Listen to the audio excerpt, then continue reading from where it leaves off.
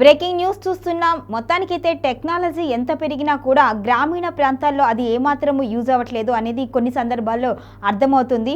ఈ విషయం నేను ఎందుకు చెప్తున్నాను అంటే యూరియా రైతులు పడుతున్న కష్టాలు చూస్తుంటే అది నిజమనే అనిపిస్తుంది.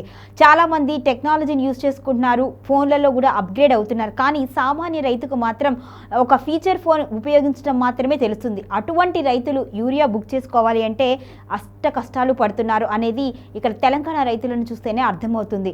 అసలు ప్రభుత్వం నుంచి ఎలా బుకింగ్లు వస్తాయి, వాటిని ఎలా బుక్ చేసుకోవాలి, ఏ సందర్భంలో వాటిని డెలివరీ తీసుకోవాలి అనేది ఏమాత్రం కూడా వారికి అవగాహన లేక తీవ్రమైన కష్టాలు అయితే పడుతున్నారు. మొత్తానికైతే ప్రభుత్వం అనుసరిస్తున్న ఈ విధానాలు మాకు సరిగా ఉపయోగపడట్లేదు అనేవారు కొంతమంది అయితే, మేమైతే ఇబ్బందులు పడుతున్నాము అనేవారు కొంతమంది. మరి మొత్తానికి రైతులు ఎలా ఈ సమస్యని ఫేస్ చేస్తున్నారు, దీని నుంచి ఎలా బయటపడాలి అనేది ఆలోచిస్తున్నారు అనేది ఇప్పుడు మనం రైతు మాటల్లోనే తెలుసుకుందాము.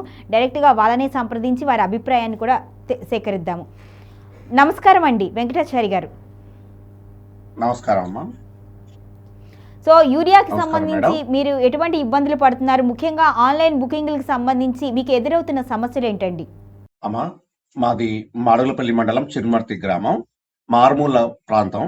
మాకు ఇక్కడ ఫోన్ నెట్వర్క్ చాలా బలహీనంగా ఉంటది. కేవలం వాళ్ళ యాప్ డీలర్ ఓపెన్ చేయగానే కేవలం అర నిమిషంలోనే మొత్తము ఖాళీ చూపిస్తున్నది. సిగ్నల్ సరిగా రాక మేము ఆ ఫ్యూచర్ మొత్తం ఉపయోగించుకునే లోపలనే బుకింగ్ అయిపోయి మాకు రైతులకు ఇబ్బంది కలుగుతున్నది. ఇది ఏమిటని ప్రశ్నిస్తే మేము ఏం చేస్తామండి, కేవలం ఆన్లైన్ లోనే చేసుకోవాలని అంటున్నారు. ఎక్కడన్నో ఇక్కడ మారుమూల మా మండల కేంద్రమైన మాడుగులపల్లి, గజలాపురం, చెరువుపల్లి గ్రామస్తులు వాళ్ళకి 5G వస్తుంది. మాకు 3G గానీ 4G రాకపోవటం వల్ల మేము బుకింగ్ చేసుకోలేక ఇక్కడ ఉన్న రైతులు చాలా ఇబ్బంది పడుతున్నారు. కేవలం మా చిరుమర్తి గ్రామంలో ఇవాళ 460 బ్యాగులు మా యొక్క ఫెర్టిలైజర్ షాప్ కు వస్తే కేవలం 25 బస్తాలు మాత్రమే మా చుట్టుపక్కల రైతులకు వచ్చినాయి. మిగతా అన్ని మండల కేంద్రాలకు సంబంధించిన రైతులు బుకింగ్ చేసుకోవడం జరుగుతుంది. ఇది గత 15 నెల రోజుల నుంచి జరుగుతుంది. ఇక్కడ రైతుల పరిస్థితులు దయనీయంగా ఉన్నది. యూరియా వేస్తేనే పంటలు దిగుబడి వస్తుంది. ఆ యూరియా లేక పోయిన వానాకాలం ఇబ్బంది పడ్డారు, ఇప్పుడు కూడా ఇబ్బంది పడుతున్నారు. నా పక్కన ఉన్న పెద్ద రైతు 10 ఎకరాలు ఉంటది, దాదాపు కేవలం 3 బస్తాలు మాత్రమే ఇవాళ బుకింగ్ అయింది. ఆ రైతు యొక్క పరిస్థితి దయనీయంగా ఉంటుంది. కాబట్టి ప్రభుత్వం ఎమ్మటే స్పందించి కేవలం క్లస్టర్ ఏరియా మాత్రమే యాప్ లో జోడించి క్లస్టర్ ఉన్న వాళ్ళకి రైతులకు మాత్రమే యూరియా ఇస్తే బాగుంటదని మేము అభిప్రాయపడుతున్నాం.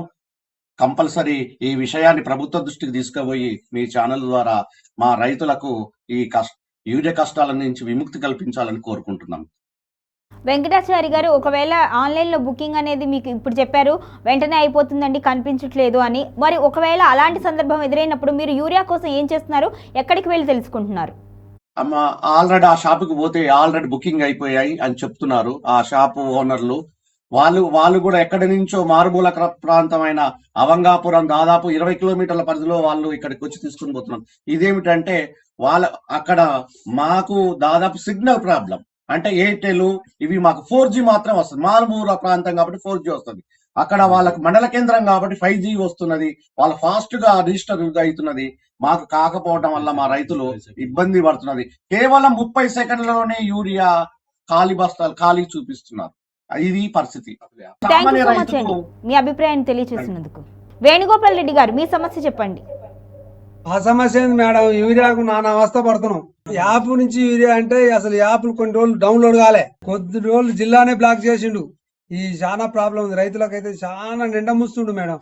చదువుకోళ్ళు చాలా మంది మేడం, డబ్బా ఫోన్లు ఇవన్నీ పట్టుకొని రైతులు ఈ ఇవ్వకున్న యూరియా బస్తాలు. ఇన్నాళ్ళు చెప్పులు పెట్టుకున్నా ఒక బస్తా దొరుకుద్దన్న దేవలాటుండే, ఆ చెప్పులు పెట్టుకునేది లేదు, ఏది లేదు. ఇప్పుడు అంత వచ్చింది క్షణంలో మాయమైపోతుంది స్లాట్ బుకింగ్ అనేది.